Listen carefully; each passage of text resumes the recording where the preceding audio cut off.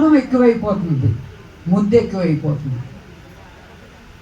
ఈ రెండు ఉండటం వల్ల వాళ్ళు ఏం చేస్తున్నారంటే విచ్చలవిడిగా అబద్ధం చెప్పి డబ్బులు తీసుకురావటం, స్టైలిష్గా సార్ చెప్పినటువంటి రీతిగా డ్రెస్సులు, మేకప్లు, తర్వాత రోడ్డు పక్కలంట అక్కడెక్కడ, లేకపోతే ఎక్కడో ఫ్రెండ్స్ తోటి పిక్నిక్ అని వెళ్ళిపోవటం, ఇంటి దగ్గరికి వచ్చేసరికి కాలేజీకి వెళ్ళాను వస్తున్నాను అని చెప్పేసి అంటాం.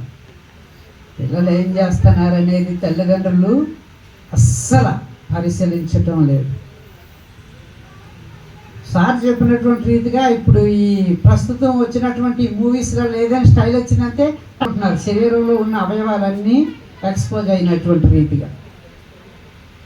ఇదివరకైతే చక్కగా లూజ్గా మంచి బట్టలు వేసుకునేవారు, ఎంతో హాయిగా ఉండేది. ఇప్పుడు అలా కాదు, టైట్ అంతా ఎక్కడ కొడుతున్నాయి కొంతమందికి.